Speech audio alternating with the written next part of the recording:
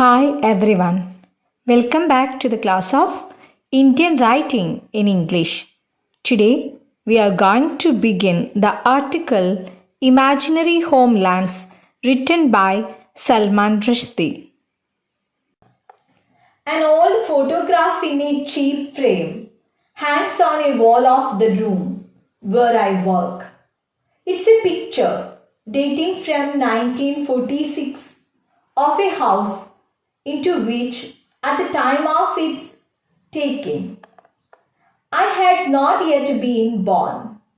The house is rather peculiar, a three-storied gabled affair with tiled roofs and round towers in two corners, each wearing a pointy tile hat.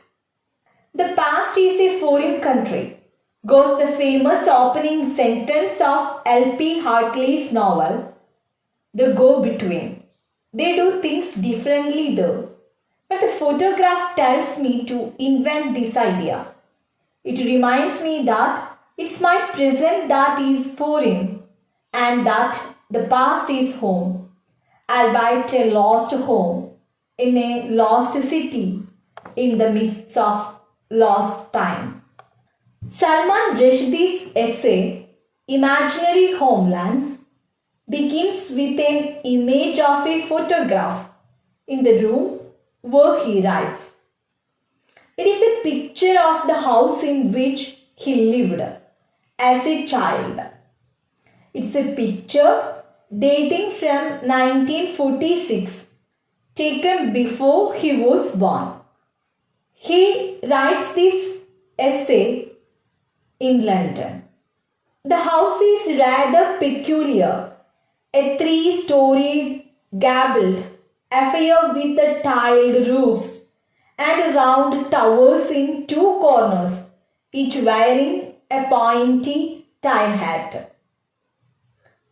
Gabled means the end wall of a building. The past is a foreign country, goes the famous opening sentence of L.P. Hartley's novel, The Go-Between. He keeps it there to remind him that the past is home, although a lost home in a lost city in the midst of a lost time. Salman റഷ്ദിയുടെ imaginary homelands എന്ന പുസ്തകം ഒത്തിരി ലേഖനങ്ങളുടെ സമാഹാരമാണ്. ഈ പുസ്തകത്തിൽ imaginary homelands എന്ന അതേ പേരിൽ തന്നെ ഒരു ലേഖനം കൊടുത്തിട്ടുണ്ട്. ഈ എസ്സേ സ്റ്റാർട്ട് ചെയ്യുന്നത് ഒരു ഫോട്ടോഗ്രാഫിൽ നിന്നുമാണ്. ഈ ഫോട്ടോഗ്രാഫ് റഷ്ദിയുടെ ലണ്ടനിലുള്ള റൂമിലാണ് വെച്ചിരിക്കുന്നത്. അവിടെ ഇരുന്നു കൊണ്ടാണ് അദ്ദേഹം ഈ ലേഖനം എഴുതുന്നത്. തൻ്റെ കുട്ടിക്കാലത്തെ ഓർമ്മകളും താൻ വിട്ടുപിരിഞ്ഞ തൻ്റെ ജന്മസ്ഥലത്തെയും കുറിച്ച് അദ്ദേഹം ഓർക്കുകയും അതിനെക്കുറിച്ച് അദ്ദേഹം ഒരു നോവൽ എഴുതാൻ തുടങ്ങുകയും ചെയ്യുന്നു. A few years ago, I revisited Bombay, which is my lost city, after an absence of something like half my life. Shortly after arriving, acting on an impulse, I opened the telephone directory and looked for my father's name. And amazingly, there it was, his name, our old address, the unchanged telephone number, as if we had never gone away to the unmentionable country across the border. It was an eerie discovery. I felt as if I were being claimed or informed that the facts of my far-away life were illusions, that this continuity was the reality. Then I went to visit the house in the photograph and stood outside it, neither daring nor wishing to announce myself to its new owners. I didn't want to see how they would ruin the interior. I was overwhelmed. The photograph had naturally been taken in black and white, and my memory, feeding on such images as this, had begun to see my childhood in the same way, monochromatically. The colors of my history had seeped out of my mind's eye. Now my other two eyes were assaulted by colors, by the vividness of the red tiles, the yellow-edged green of cactus leaves, the brilliance of bougainvillea creeper. It is probably not too romantic to say that was when my novel Midnight's Children was really born. When I realized how much I wanted to restore the past to myself, not in the faded grays of old family album snapshots, but whole in cinemascope and glorious technicolor. Bombay is a city built by foreigners upon reclaimed land. I who had been away so long that I almost qualified for the title of Ferengi, was gripped by the conviction that I too had a city and a history to reclaim. On a trip to Bombay a few years before, he wrote the essay Reshdi, saw his father's house again after a long time, not in black and white, but in glorious technicolor. Then he opened the telephone directory and saw his father's name, their old address, the unchanged telephone number, as if they had never gone away to the unmentionable country across the border. It was strange and frightening discovery. He didn't want to see how the new owners had ruined the interior of their old house. He was overwhelmed. He had a strong emotional effect on his childhood. He had the memory that the photograph had naturally been taken in black and white. He had begun to see his childhood in the same way, monochromatically or without color. There was no excitement in the beginning. Then the colors of his history had seeped out or spread slowly of his mind's eye. His other two eyes were hit by colors, by the vividness of the red tiles, the yellow-edged green of cactus leaves, the brilliance of bougainvillea's creeper. ലണ്ടനിലെ ആ റൂമിൽ ഇരുന്നു കൊണ്ട് ഭിത്തിയിലുള്ള photograph നോക്കിക്കൊണ്ട് സൽമാൻ റഷ്ദി തൻ്റെ കഴിഞ്ഞ കാലം ഓർത്തെടുക്കുകയാണ്. വളരെ കൃത്യമായിട്ട് തന്നെ അദ്ദേഹത്തിന് തൻ്റെ കുട്ടിക്കാലം ചെലവഴിച്ച ആ വീടിനെ കുറിച്ചും അവിടുത്തെ ടെലിഫോൺ ഡയറക്ടറിയും അതിലുള്ള ടെലിഫോൺ നമ്പേഴ്സും പലതരത്തിലുള്ള കാക്ടസ് ലീവ്സും ബോഗൺവില്ലാസ് ക്രീപ്പറും ഒക്കെ വളരെ കൃത്യമായി തന്നെ ഓർത്തെടുക്കാൻ സാധിക്കുന്നുണ്ട്. Thus the wish to restore the past which accompanied this site inspired him to write the novel Midnight's Children. That's why he started to visualize it in a cinemascope and glorious technicolor. Bombay is a city built by foreigners upon reclaimed or regained land.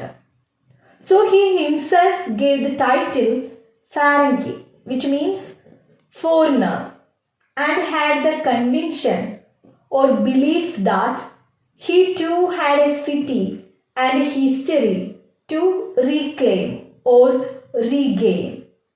അങ്ങനെ തൻ്റെ കുട്ടിക്കാലത്തെ ഓർമ്മകൾ ഓർത്തെടുക്കുമ്പോഴാണ് അദ്ദേഹത്തിന് മിഡ്നൈറ്റ്സ് children എന്നൊരു novel എഴുതാനുള്ള ആഗ്രഹം മനസ്സിലുണ്ടാകുന്നത്. തീർച്ചയായും migrate ചെയ്യപ്പെട്ട ജനങ്ങളെ പൊതുവെ വിശേഷിപ്പിക്കുന്നത് ഫാരംഗി എന്നാണ്, വിച്ച് മീൻസ് ഫോറിനർ. തീർച്ചയായും സൽമാൻ റുഷ്ദിക്കും വളരെയധികം അഭിമാനമാണ് ആ മൊമെൻറ്റിലുണ്ടായത്. തനിക്കും ഒരു സിറ്റി ഉണ്ടായിരുന്നെന്നും തനിക്കും ഒരു ചരിത്രം വീണ്ടെടുക്കാനുണ്ടെന്നും ഉള്ള ആ ഒരു തിരിച്ചറിവാണ് അദ്ദേഹത്തിനെ മിഡ്നൈറ്റ് ചിൽഡ്രൻ എന്ന നോവൽ എഴുതാൻ പ്രേരിപ്പിക്കുന്നത്. Writers in my position, exiles or emigrants or expatriates, are haunted by an urge to look back, even at the risk of being mutated into pillars of salt. But if we do look back, we must also do so in the knowledge, which gives rise to profound uncertainties, that our physical alienation from India almost inevitably means that we will not be capable of reclaiming precisely the thing that was lost. That we will, in short, create fictions, not actual cities or villages, but invisible ones, imaginary homelands, Indias of the mind. Rushdie realizes that because emigrant writers lose touch with the physical reality of the places in which they grew up, they necessarily create fictionalized versions of them, that is, imaginary homelands. So they create short stories, imaginary cities or villages. ഒരു വ്യക്തി തൻ്റെ ജന്മനാട്ടിൽ നിന്ന് migrate ചെയ്യുമ്പോൾ തീർച്ചയായും അവിടെ സംഭവിക്കുന്ന മാറ്റങ്ങൾ എന്താണെന്ന് മറ്റൊരു സ്ഥലത്ത് ഇരുന്നു കൊണ്ട് ഓർത്തെടുക്കുക വളരെ ബുദ്ധിമുട്ടുള്ള ഒരു കാര്യമാണ്. ആയതിനാലാണ് ഇത്തരത്തിലുള്ള ഇമാജിനറി ഹോംലാൻഡ്സ് വളരെ ഇമ്പോർട്ടൻ്റ് ആകുന്നത്. Writing my book in north London, looking out through my window onto a city scene totally unlike the ones I was imagining onto paper. I was constantly plagued by this problem until I felt obliged to face it in the next to make clear that what I was actually writing was a novel of memory and about memory. So that my India was just that, my India, a version and no more than one version of all the hundreds of millions of possible versions. I tried to make it as imaginatively true as I could. But imaginative truth is simultaneously honorable and suspect. And I knew that my India may only have been one to which was willing to admit I belonged. This is why I made my narrator, Salim, suspect in his narration his mistakes are the mistakes of a fallible memory, compounded by quirks of character and circumstances, and his vision is fragmentary. Rushdie looked out through his window onto a city in London, because he is writing the novel in London, and started to imagine about his native place. He had a confusion about what he wrote. Was it a novel of his memory or about a memory? He tried to make it as imaginatively true, but he believed it would be honorable and doubtful at the same way, because he wanted to make it clear that he was wrong about his India, a version of the country he would never claim to be definitive. Rushdie made the protagonist or the main character of Midnight's Children, Salim, an undependable narrator with a weak memory. Migrate ചെയ്യപ്പെട്ട എഴുത്തുകാരൻ എന്ന നിലയിൽ ലണ്ടനിൽ ഇരുന്നു കൊണ്ട് ഇന്ത്യയിലെ തൻ്റെ കുട്ടിക്കാലത്തെ ഓർമ്മകളെക്കുറിച്ച് ഒരു നോവൽ എഴുതുമ്പോൾ തീർച്ചയായും അത് മാക്സിമം ഇമാജിനേറ്റീവ്ലി സത്യസന്ധമായിരിക്കണമെന്ന് റഷ്ദി ആഗ്രഹിക്കുന്നുണ്ട്. അതേസമയം അതൊരുപക്ഷെ ബഹുമാനിക്കപ്പെടേണ്ടതും എന്നാൽ സംശയത്തിൻ്റെ മുൾമുനയിൽ നിൽക്കുന്നതുമായേക്കാം. അതുകൊണ്ടാണ് ഓർമ്മകൾ ക്ഷീണിച്ചുപോയ, സ്വതന്ത്രമായി തൻ്റെ കഴിഞ്ഞ കാലത്തെ ഓർത്തെടുക്കാൻ പറ്റാത്ത ഒരു ക്യാരക്ടർ എന്ന നിലയിൽ മിഡ്നൈറ്റ്സ് ചിൽഡ്രൻ എന്ന നോവലിലെ നായകനെ സലീമിനെ അദ്ദേഹം അവതരിപ്പിക്കുന്നത്. It may be that when the Indian writer who writes from outside India tries to reflect that world, he is obliged to deal in broken mirrors, some of whose fragments have been irretrievably lost. But there is a paradox here. The broken mirror may actually be as valuable as the one which is supposedly unflawed. Before beginning Midnight's Children, I spent many months trying simply to recall as much of the Bombay of the 1950s and 1960s as I could. And not only Bombay, Kashmir too, and Delhi and Aligarh, which in my book I have moved to Agra to heighten a certain joke about the Taj Mahal. I was genuinely amazed by how much came back to me. I found myself remembering what clothes people had worn on certain days and school scenes, and whole passages of Bombay dialogue verbatim, or so it seemed.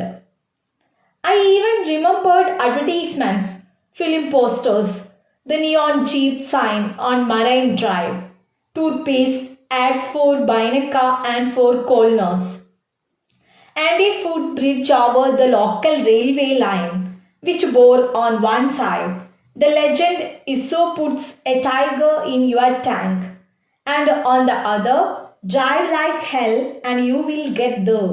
Old songs came back. According to Rushdie, the Indian writer who writes from outside India tries to reflect that world. He is obliged to deal in broken mirrors, some of whose pieces have been impossible to recover. Here, he compared his memories with broken mirrors because he couldn't recall all the memories. He had lost some of his childhood memories. But there is a paradox here. Before beginning Midnight's Children, he spent many months trying simply to recall as much of the Bombay of the 1950s and 1960s as he could. He also recalled the memories relating Kashmir, Delhi, and Aligarh. In his book, he wrote he had moved to Agra to heighten a certain joke about the Taj Mahal.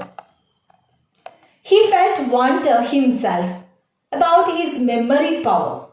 When he started to recall the memories, he could remember what clothes people had worn on certain days and school scenes. He even remembered advertisements, film posters, the neon jeep sign on Marine Drive, toothpaste ads for Binaka and for Colinos, and a footbridge over the local railway line which bore on one side. He also remembered some songs.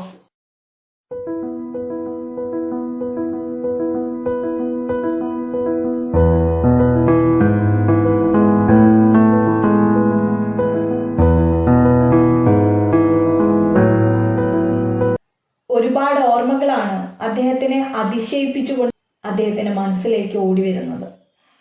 I think this is enough for today's class. In this class, we covered some paragraphs from one of his essays, Imaginary Homelands. From this, we recognize that If you love your native place, you will recall the memories even you left the place years before. Am I right? We will meet in the next class. Take care. Stay at home. Thank you.